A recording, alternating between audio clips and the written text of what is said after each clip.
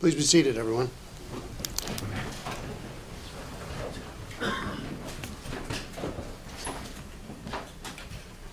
I think we assured you at some point yesterday in the proceedings that the courtroom was considerably smaller than the room we have been involved in up to date, so now you can see it for yourselves. So, as I explained to you yesterday, we're going to begin the trial now with opening statements of counsel. I remind you that the statements that the attorneys make is not evidence, but this is an opportunity for them to explain to you what they believe the evidence in the case is ultimately going to show. It's not a time for argument. It's a time for a discussion by them of what they believe this case is about. So the state will be proceeding first. They bear the burden of proof, as you've heard in this case, so they will be entitled to go first. So, Mr. Burling, please proceed. Thank you, Your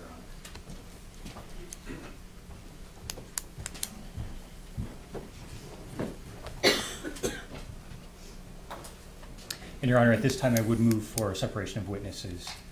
I don't believe we have any in here, but just for the record. That is granted. If anyone out in the gallery believes they are going to be a witness, you need to leave the courtroom at this time. Seeing no one, you may proceed. And to incorporate the indictment into my opening statement. So granted. Thank you. Good morning, ladies and gentlemen. Back on March 25th of 1993, a woman named Cheryl Jenkins and her friend Wendy Sweeney were out delivering papers on their paper route. They were out in Thompson Township on Sidley Road at around 9 o'clock in the morning. And as they were driving down the road, they saw what they first thought was a baby doll laying in the road. They turn around and come back to take a closer look. And when they get out of the vehicle and look at what they thought was a baby doll, they realized this was actually a human child, a real human child, who had, it appeared, had been run over by a car. Looks like maybe animals had gotten to him, an arm had been ripped off, a leg had been ripped off, skin across his back had been torn off, showing his organs. So Cheryl and Wendy contact a nearby homeowner who called the police. You're going to hear from Cheryl about what she remembers seeing that day. So the sheriff's office responds, and you're going to hear from Chief Scott Neas, who's the current police chief, but back then was a detective with the sheriff's office. And Chief Neas documented the scene with pictures. So as we talked about in jury selection, you will see a picture of the child as he was found in the road that morning. But Chief Neas accompanied the child to the local hospital where a formal declaration of death was made. He then followed that child's body to the Geauga County coroner's office, where ultimately an autopsy was performed the next day. Further, after the autopsy is done, several days later, Chief Neas decides, he's going to go back out to the scene, just look around for any further evidence. And he finds about 1/8 of a mile from where the body was found in the woods, a garbage bag. And upon closer look, it appears the garbage bag has been torn open, and inside that garbage bag is a smaller clear bag that contains a reddish watery substance that he presumes to be blood. So that garbage bag and the bag inside are taken into evidence, ultimately also sent out to the Geauga County coroner's office for preservation of evidence. Now, Chief Neas stays at the sheriff's office until 2014 when he becomes the chief of police, and during that time there are multiple efforts in this investigation to identify a suspect. Nothing ever comes of it. And so when Chief Neas leaves, it's still an open, unsolved case. Next, you're going to hear from Dr. Joseph Philo, who is the chief deputy medical examiner at the Geauga County Medical Examiner's Office. Now, the autopsy in this case was performed back in 1993 by a man named Dr. Challoner. Dr. Challoner has since passed away, but Dr. Philo has taken over the case. He has reviewed Dr. Challoner's findings. He's reviewed the autopsy report, the photographs. Then he's done his own analysis of some lung tissue slides that were taken of the one remaining lung in the infant's body. And based upon that, he agrees with Dr. Challoner's findings that the child was born alive because there's evidence that the child was breathing on his own. The ultimate conclusion of cause of death that they come to is undetermined violent cause. You're going to hear from Dr. Field that that means, while they can't say exactly sure what the ultimate cause of death was, it was not natural. It was not a situation where the child was born with some birth defects that would have rendered him either stillborn or caused him to die soon after birth. He didn't have an infection that would have killed him. He was an otherwise healthy baby boy, and either some action or failure to act in just doing general care for the child is what caused the death of that child. Finally, you're going to hear from Detective Donald Seaman. Now, Detective Seaman took over this investigation in around 2018. And again, still no leads on anyone at this point. But Detective Seaman had heard about a process that was used to identify a killer in California, where DNA was sent to a lab where they processed it and then inserted it into one of these publicly available online databases where people can trace their genealogy. So he thought this was an opportunity for us to maybe try to trace back who the mother of this child was. So that's sent out to a place called Parabon Labs, and they returned to him a list of identified people who are very, very distant relatives of the child. And unfortunately, this is a publicly available website called GEDmatch. You don't have to put in your real name. You can just use usernames. There wasn't a lot of help from the results that he got back. But there was one name that appeared to be a real person, and it had been submitted by a man named Vern Holden, who I believe lives out in Colorado. And so Detective Seaman spoke with Vern Holden, got his assistance. He was very into genealogy. And then Detective Seaman on his own did an extensive investigation of birth and death records and compiled a family tree of about 1,400 people to try to trace back the individual that was named in that GEDmatch result back to see where it meets up with the child in this case. Ultimately, after extensive investigation, he tracks he narrows things down to who he believes might be the grandparents of the child. And in May of 2019, he goes out to that residence, speaks with the individuals, and based on some comments made by them, he then gets a search warrant for the DNA from Gail Ritchie and her husband. Several weeks later, he goes out to speak to Gail Ritchie. And upon approach, he asks her if she knows what this is about, and she says it's about a baby who was left. And she comes back to the sheriff's office for a full interview. And during that interview, she admits that back in 1993, she was pregnant. She says that she didn't tell anyone about it, that she was very heavy, so no one knew. And she says that by herself, she gave birth to a baby boy in the bathroom.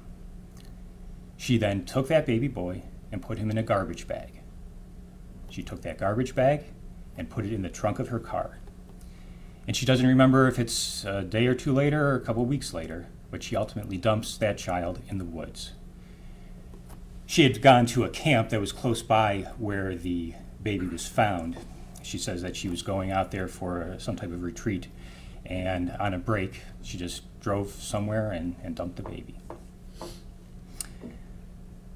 They take her DNA. It's sent to the lab. It confirms that she is the mother of the child who the community has come to know as Geauga's child. It confirms that her now husband, Mark Ritchie, was the father.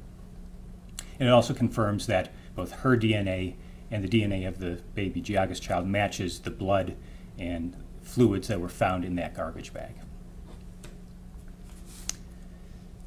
So, Ms. Ritchie has been charged with aggravated murder and murder. And the state has to prove beyond a reasonable doubt that for aggravated murder that the defendant did purposely and with prior calculation and design cause the death of another. And for murder, that the defendant did purposely cause the death of another. So we're going to be asking you to please pay close attention to the testimony that you're going to hear during this trial. Pay close attention to the exhibits. And again, as we talked about, these photographs that you will see of the child in the road and the autopsy photographs, they're graphic and they're disturbing. But they are necessary for the state to prove its case.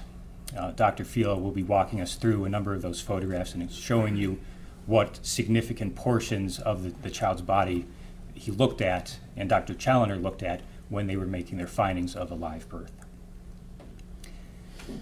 And at the end of the case, you're going to go back in that room and you're going to deliberate, and we are going to be asking you to return a verdict of guilty on both counts. Thank you.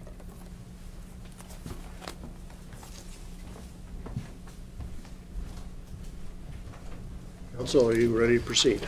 Yes, Judge. Thank you. Please do so. Good morning, everybody.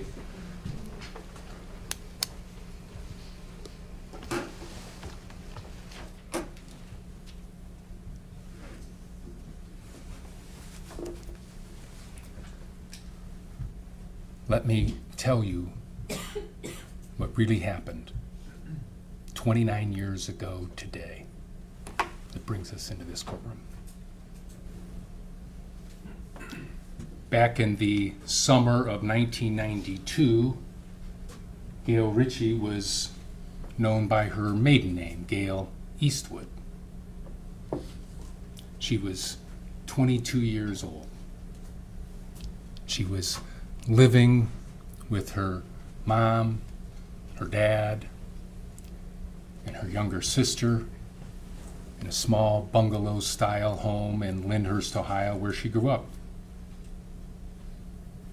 She was active in the Lyndhurst Baptist Church. She was the director of the church's youth group.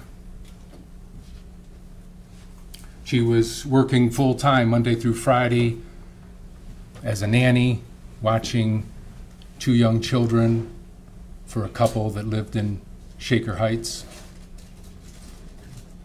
She was in a dating relationship with a man by the name of Mark Ritchie, who would later become her husband.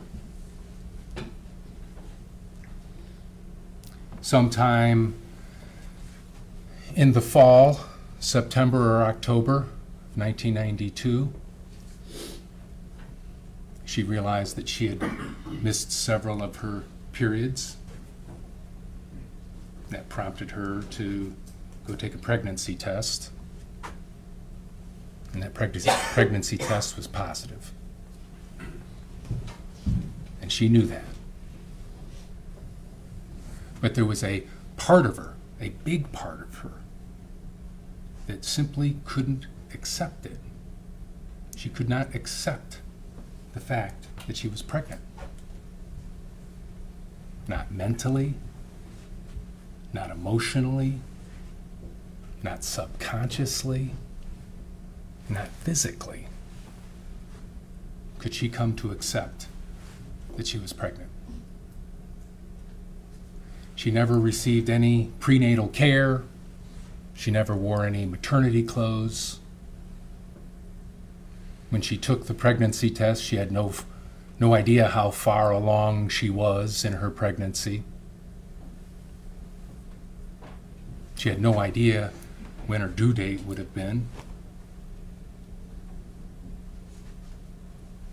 She never told anybody that she was pregnant. And nobody saw Gail as pregnant. Not her parents, not her sister, not the people she worked for, not the people at her church. Nobody in the community ever saw Gail as pregnant. And neither did Gail. And then one day, in late February 1993, either a Monday or a Tuesday, she went to work at the home of David Cantor and his wife Mary Ellen, the couple that she worked as a nanny for. They lived in Shaker Heights, Ohio. She would go there Monday through Friday typically get there at 7 a.m., make the kids breakfast, see the oldest off to elementary school, drive the youngest to preschool. Just another day. And when the sometime 11:30 or so in the morning, as is typical, she goes and picks up the youngest child from preschool, who is only half a day, comes home, makes the girl lunch, as is typical. The girl would then go upstairs for an hour and a half or so of quiet time. And Gail felt the need to have a bowel movement. So she went into the half bath just off the kitchen, sat down on the toilet, felt the urge to push,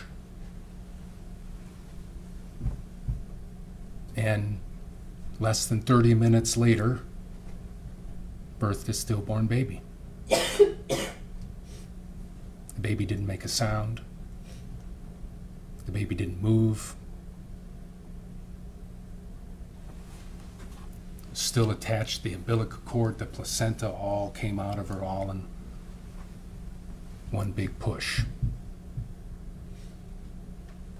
She was scared. She had no idea what to do. She went into the kitchen, she grabbed a few rags, cleaned up as best as she could, got a black garbage bag from underneath the sink, put the baby, the body, the placenta still attached to the umbilical cord, all in the bag, took it out to the trunk, put it in the trunk of her car, where it remained for the next several days, till later in that week, when she drove several high school age girls that were part of her youth church group out to Geneva, Ohio, to Camp Koinonia, where there was an annual weekend church retreat. And she took the opportunity to whisk away when the opportunity presented itself. She drove a few miles into some rural place in Geauga County that she had no idea where she was at, parked her car, walked the bag that had the stillborn baby's body and placenta a few hundred yards into the woods, left it there under a tree, went back to the retreat. Some 31 or 2 days, depending if it was that Monday or Tuesday later, the body was discovered. And that's what really happened 29 years ago that brings us into this courtroom.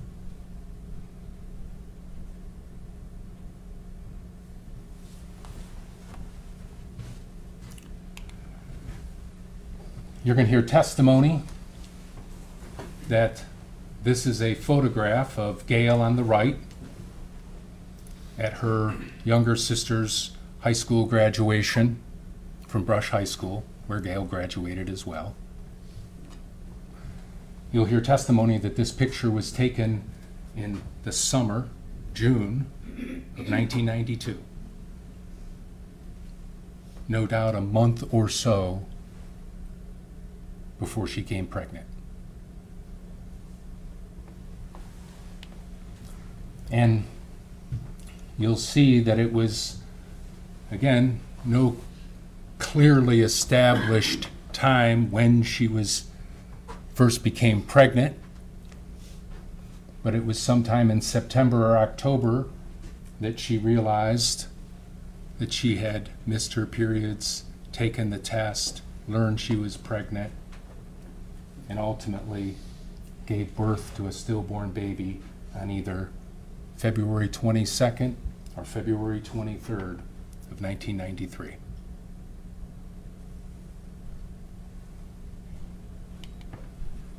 You'll hear testimony about this photo. That's her boyfriend to the right. Well, let's start with that's Gail in the pink, marching in the parade for the Lyndhurst Home Day Parade sometime in the middle of September of '92. And that's her boyfriend, later to be husband, Mark Ritchie, to the right. And you're going to hear testimony from a number of witnesses that Gail never told anybody that she was pregnant, and nobody in her life saw or noticed that she was pregnant. Not her mom and dad, with whom she lived with. And both of them would see and interact with her on a daily basis during the entire period of her pregnancy, and they never noticed. Not her sister, who lived in the same house, who shared a bedroom with Gail for the entire period of her pregnancy and never noticed. Not her boyfriend, Mark Ritchie, with whom she would see on a regular basis. Again, over this entire time period we're talking about, never noticed, never saw her as pregnant. Not David Cantor and his wife Mary Ellen, that would see her every day, 5 days a week. First thing in the morning, and later in the evening when they would come home from work, every day during the entire period of time of her pregnancy, never saw her as pregnant. Not her doctor, not her friends in the church, not any of the girls or young ladies that participated in the church youth group that she would see several times a week, every week, over the entire period of her pregnancy, and never saw her as pregnant. Not anybody in the community saw or noticed that Gail was pregnant. And so what you have is Gail, isolated and alone, nobody to talk to, nobody to confide in, alone in a group of people in her world. Nobody saw her as pregnant, and neither did Gail.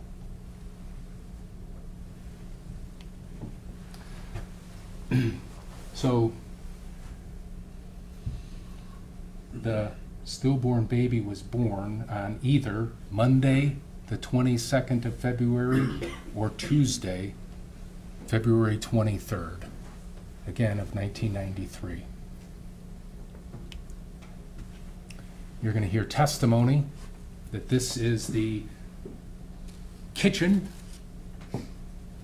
of the home in Shaker Heights that David Cantor and his wife Mary Ellen lived in, and where Gail went to work as a full-time nanny during the entire time period at issue.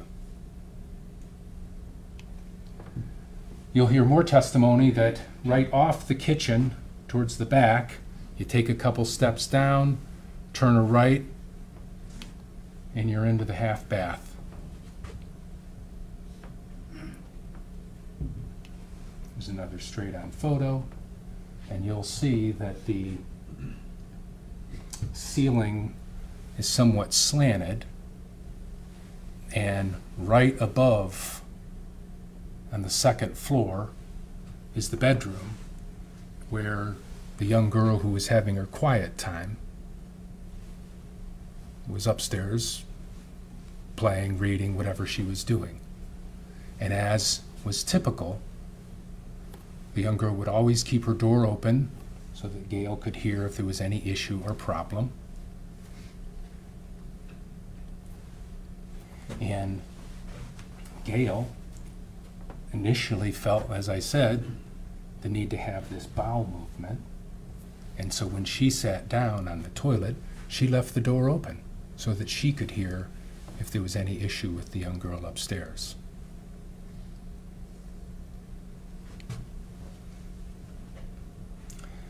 And then you'll hear testimony that Camp Koinonia hosted this church retreat later in that week.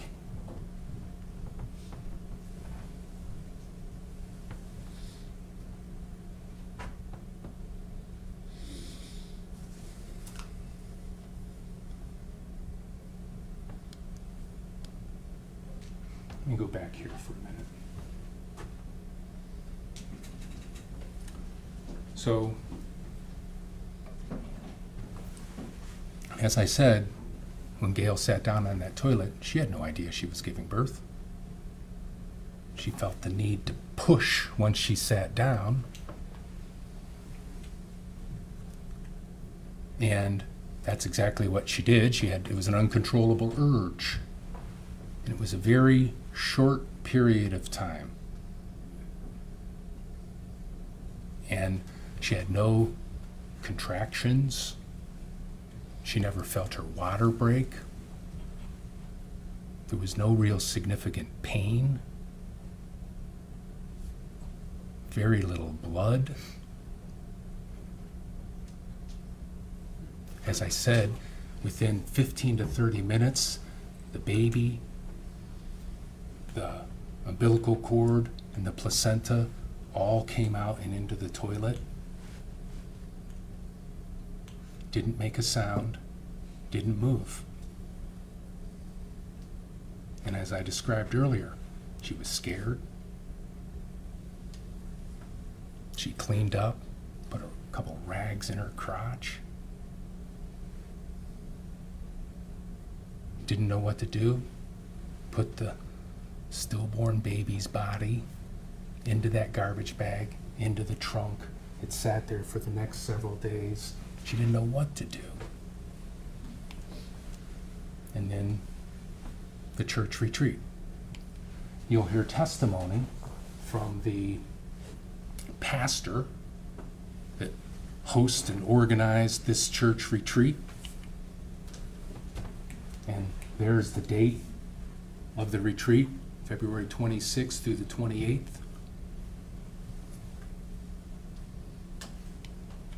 You'll hear testimony that Camp Koinonia, which is in Geneva, is maybe a couple miles from Sidley Road, where the body was found.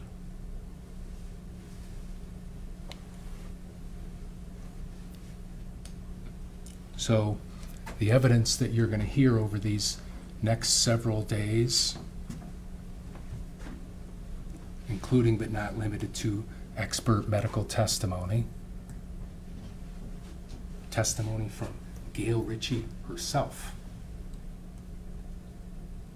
that this was in fact a stillborn baby, not born alive, stillborn. And the evidence that you're going to see, as I've already indicated, that need for a bowel movement. She had no idea she was giving birth. No contractions, no pain, very little bleeding. Never saw the baby move, never heard the baby make a sound. She didn't experience any lactation afterwards. Her breast didn't produce any milk. All of that evidence will clearly establish, contrary to what the state has alleged, that this was a stillborn birth.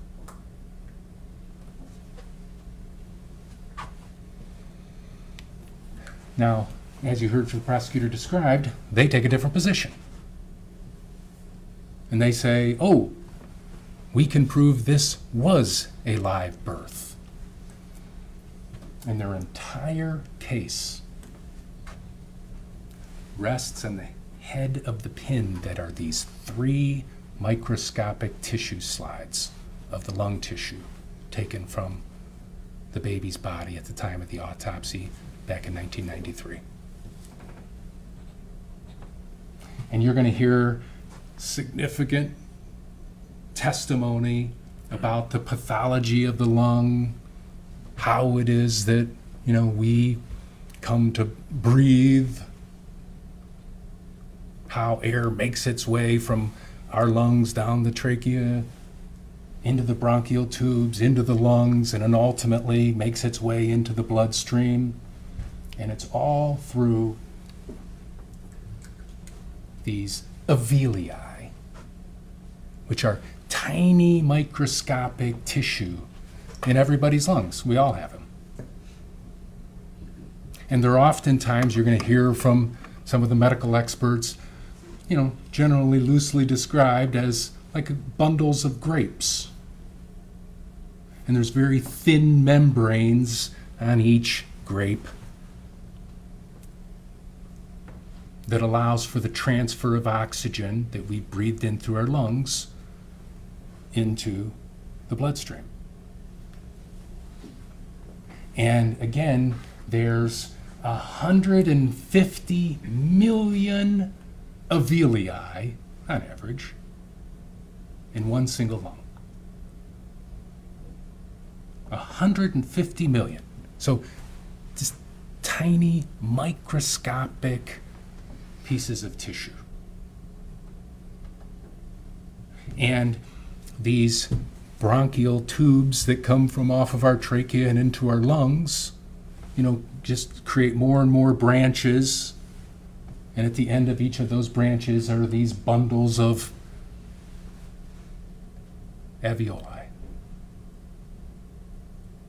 And that you're going to hear testimony that when a baby is in the mother's womb, they're not breathing oxygen. And so these alveoli are, much like a deflated balloon. The tissues are all pushed together.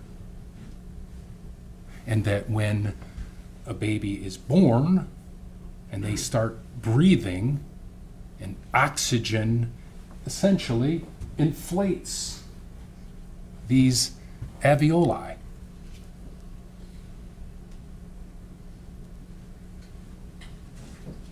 And you'll hear from the state's medical expert that he examined these 3 tissue slides and saw evidence that some of these alveoli had been expanded, and thus the conclusion that the baby must have taken 1 or more breaths, and thus this wasn't a stillborn, this was a live birth.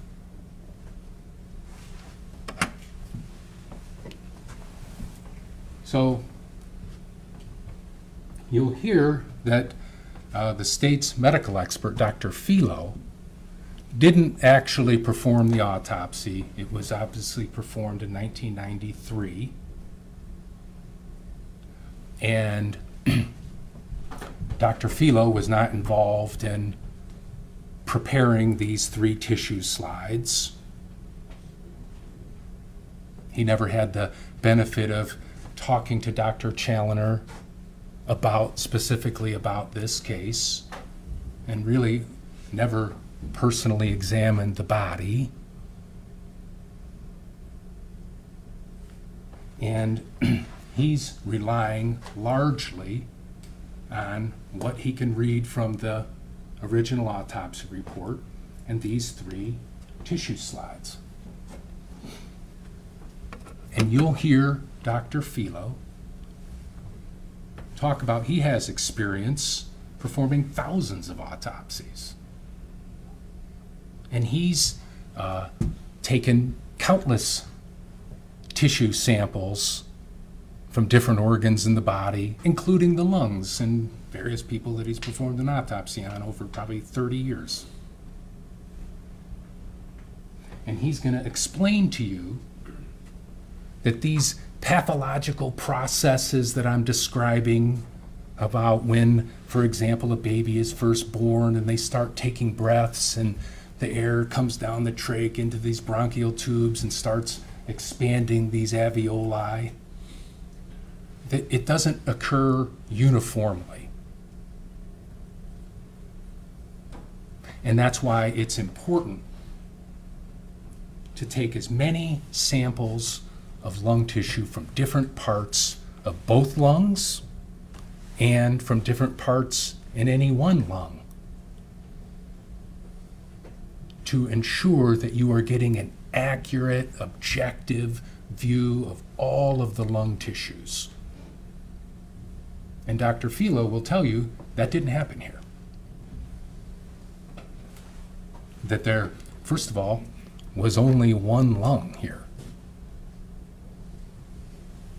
The body, as we have already heard, was exposed in the elements for some 30 plus days. And when it was discovered, it was apparent that it had been badly mutilated, no doubt by animal activity. And that, a number of the organs were missing. The left lung missing. So there was only one lung here. And when the Dr. Challoner first performed the autopsy back in 1993, he only took 3 samples that would represent a tiny fraction of the total lung tissue in that one remaining lung. And he never documented where he took the lung tissue samples from. It's never documented in the autopsy report. So Dr. Philo will tell you that if he were performing the autopsy, well, in general, he would take at least 10 or more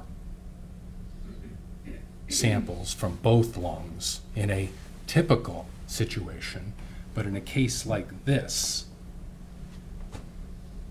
where the critical issue was this baby born alive? And given the fact that there was only one lung available for examination, that he would have examined the entire lung tissue. But that didn't happen.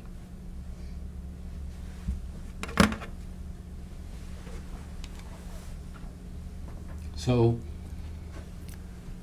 we've talked a little bit, you're going to hear testimony about the birth taking place February 22nd or February 23rd. And we've already talked a little bit about, you're going to hear testimony that Camp Koinonia was later that week of February, the 26th, 27th, and 28th. And it was either the 26th or 27th when Gail left the camp, drove a few miles down the road, and left the bag that had the body and the placenta still inside, and drove away. And it was not discovered until March 25th. So the body was exposed to the elements for over a month, badly mutilated by animals who eventually dragged it into the road where it had been run over by a car.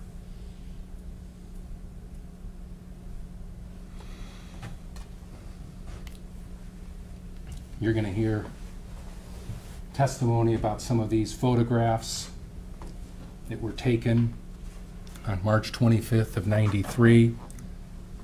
This is the area on Sidley Road in Thompson Township where the body was discovered.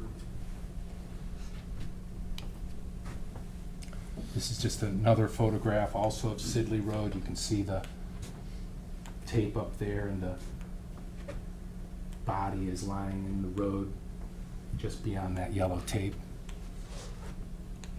You can see that there's snow on the ground, but the roadway's wet and muddy.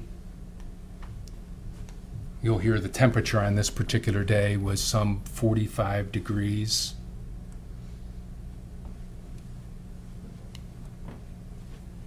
You can see the snow starting to melt.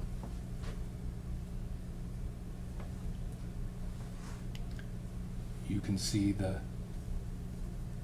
mutilated body laying in the road, badly damaged, starting to decompose, mutilated by animals.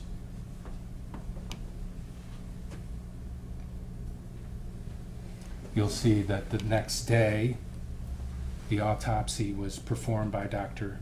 Challoner, the Geauga County Coroner's Office.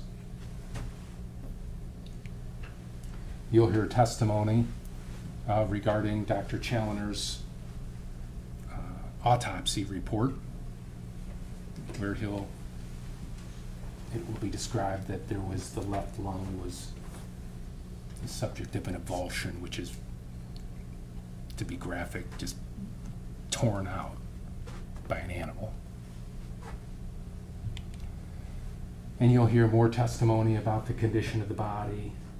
Again, numerous abrasions, organs missing, flesh eaten, bones were exposed. The body was in terrible condition.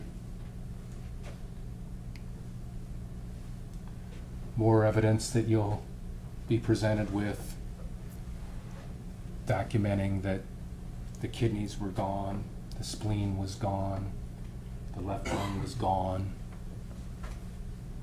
The right lung weighed 31 grams, 28 grams in an ounce, 31 grams, we're talking 1 ounce.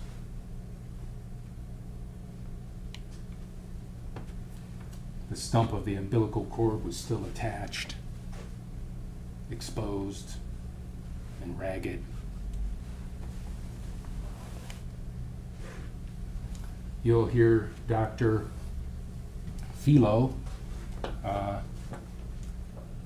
critique Dr. Challoner's autopsy report,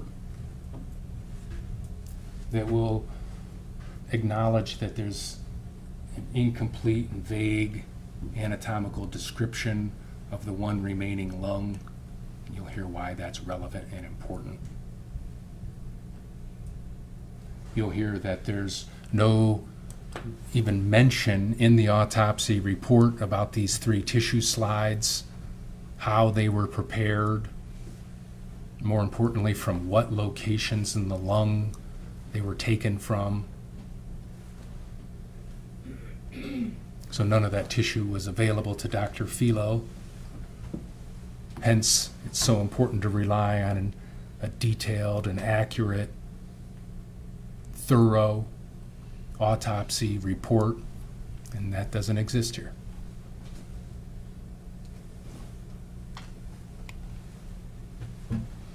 So, again, back to this map, and we've talked a little bit about the 30-plus days that this body was exposed into the elements. And that becomes highly important in this case, because we talked a little bit earlier about these alveoli that are like a deflated balloon, again, 150 million of them, right, in that lung. And that they are natural body. When a baby's born, you take in breaths and they can expand. And there was some evidence of that in these 3 tissue slides. But as we've talked about, these 3 tissue slides really only show the tiniest of a fraction of these lung tissues, of the entire lung tissue. And we've already talked about how these processes of our body don't happen uniformly. And you're also going to hear that there's other ways that these alveoli can become expanded. And one is through decomposition. That decomposition, particularly in this case when you have evidence of animal activity and there's saliva that puts bacteria into the body, can generate in decomposition, which can form gases, which in turn expand these alveoli. And you're going to hear expert testimony that there's no way to determine if these expanded alveoli are as a result of breathing, for example, or decomposition, or other reasons that you'll hear discussed at length from that witness stand. Part of the autopsy report, and you'll hear testimony about this, includes these climatological records that, in simple terms, document on a daily basis during the entire month of February and March of 1993 what the high and low temperatures were every single day. There's February, there's March, and like a typical time, February and March in Geauga County, you know, the temperatures certainly fluctuated, and there were certainly days when it was below freezing, which would in turn naturally slow down that decomposition process. But there were a number of days when the temperatures were in the low to mid 40s, including the last 5 days leading up to the discovery of the body. And you'll hear expert testimony that there had to be decomposition because that body is exposed to the elements, to the bacteria from the animal activity, to the temperatures in the low to mid 40s for over a month. The body starts decomposing when we die. And that process just continues, just as it did here, for more than a month. So you'll recall that slide I showed you earlier that had the big blue triangle and resting on these 3 slides. That's the only evidence that the state's going to present to you to argue that this was not a stillborn baby, but in fact a live birth. That's the only evidence. And we have some, but not all, of the alveoli in those microscopic slides are expanded. But there's no way to distinguish if that was from a breath or if that was from decomposition or from the animal activity itself. It's graphic, but it's necessary that you'll hear expert testimony that an animal chewing on and eating the left lung, it necessarily, both lungs are connected, serves as like a billow, like a fireplace billow, pushing air into the other lung. So there's multiple reasons where some of these alveoli would be expanded. And for all of the reasons that were on one of my earlier slides, we know this was a stillborn baby. No contractions, no water broke, no lactation, no pain, such a short birth. The baby didn't move, the baby didn't make a sound. Let me switch gears, talk a little bit more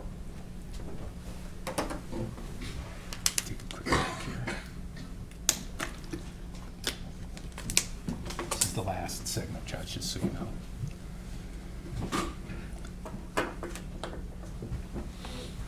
Talk a little bit more about Gail's life growing up and why she didn't tell anybody that she was pregnant. This is a photo. You'll hear testimony about this. Gail in the upper left-hand corner, her sister Nancy on the right, her dad Harvey, and her mother Nancy down front. This was taken for the church directory in the spring of 1993,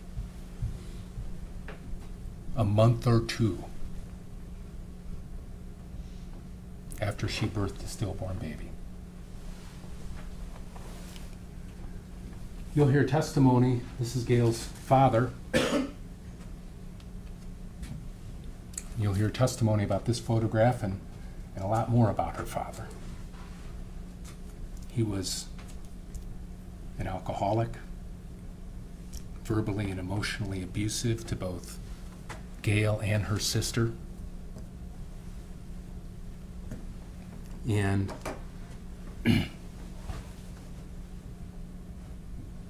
you'll hear testimony from Gail's sister that when she reflects back on growing up, she remembers the smoking, 2 packs of Pall Malls a day, the drinking, and the yelling. He would belittle them, demean them.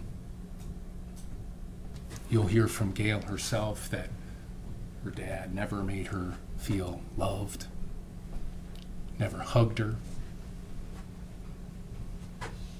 never made her feel like anything she could ever do was good enough. Called her fat, discouraged her from studying. Why, you'll never be anything anyway. That just created feelings of low self-esteem, low self-worth. It was a very cold household.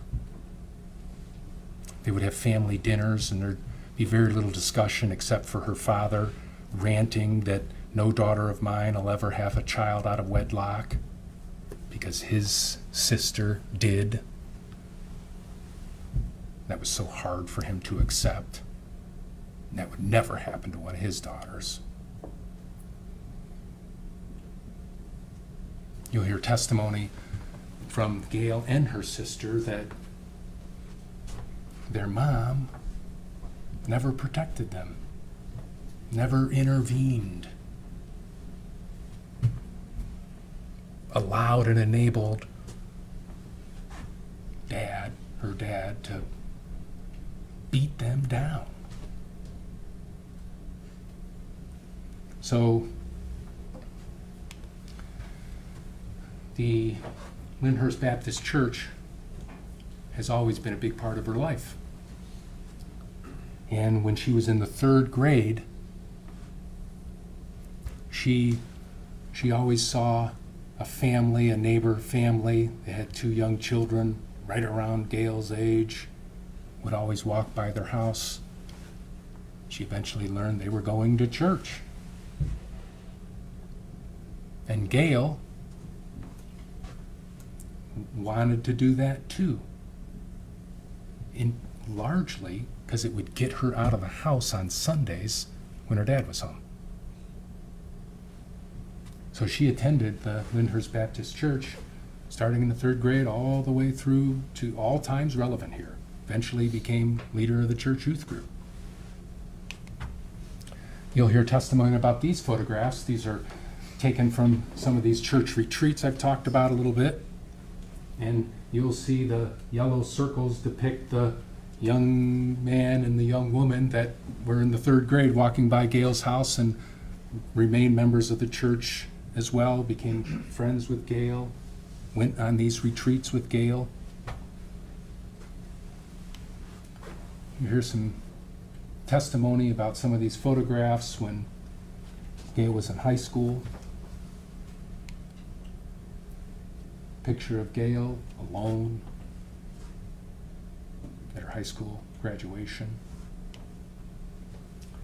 This is Gail at her Sweet 16 birthday party, when she was allowed to take one person with her to a dinner to celebrate, and she had been interested in Mark Ritchie, but he didn't show a lot of interest in her, and she's the one who pushed that along and invited him to this dinner, and that began this relationship that eventually ended up in marriage. There's Mark and Gail together.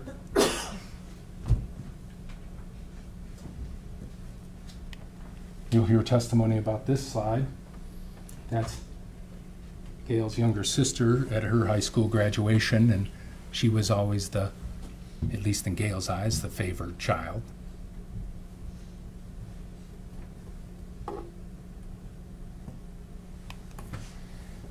And then we're back to this picture of Gail at her sister's graduation.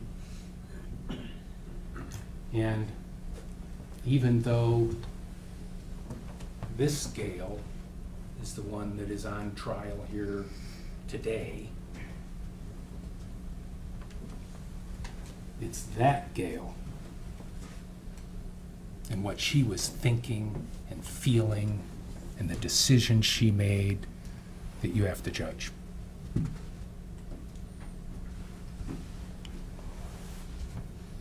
already saw this picture. That's from September of '93. Gail and her family in the spring of, I misspoke, that was September of '92. This is a photo from September of '93. And there you'll see Gail, and you'll hear Gail talk about that she felt isolated and alone. Never felt secure in her relationship with Mark. Never felt that could he really love me? Is he really going to commit to me? Is he really going to stay with me? No doubt from years of her dad's emotional abuse beating down her self-esteem and self-worth. Couldn't tell her dad. Go crazy. Couldn't tell her mom because her mom would tell her dad. Really didn't have much of a close relationship with her sister to this day. Couldn't tell her sister.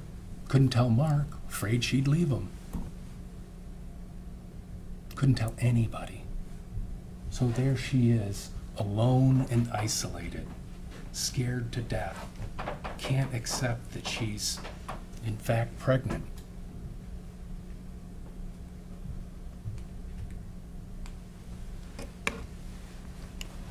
So ultimately,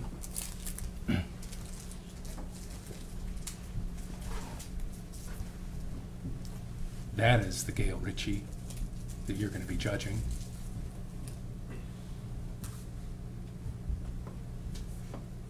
The choices and decisions she made.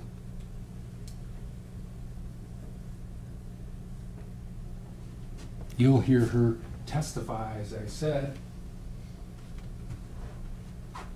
and you'll hear her express regret and remorse for how she disposed of this baby's body.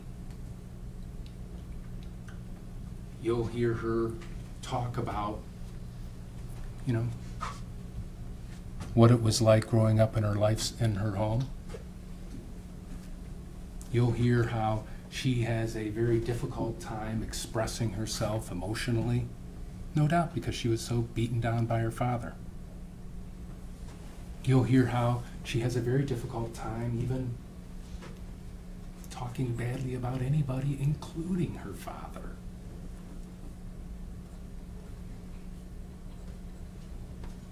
But ultimately, what matters most is that she's charged with murder and aggravated murder here. Purposely causing the death. And the evidence and testimony will be overwhelmingly clear that this baby was never born alive. She didn't do anything to purposely cause the death. This was a stillborn baby. And under those circumstances, your verdict can only be not guilty. And at the conclusion of this trial, that's exactly what we're going to ask you to do here, is return verdicts of not guilty to both counts in this indictment. With that, I thank you very much for your time. Thank you, Judge. Thank you, Mr. Bradley. All right, we're going to, did you have something, Mr. Bradley? No, I'm sorry. Well, actually, what I thought was, since we've been at it for approximately an hour, that we would take a brief 10-minute recess now. This one, won't be allowed to leave the courthouse or anything. The jurors, you'll remain in the jury room, but it'll give you a chance to stretch, and I'm not sure, I think coffee's probably back there. So I repeat those instructions we went over many times. You're still not to discuss the case amongst yourselves, even though you've heard at least opening statements now. You're not to form any opinions yet until you hear all the evidence. You're not to talk to anybody. You're not to do any research on your own. And no one is to be talking to you. So if that happens again, let us know. And otherwise, I think we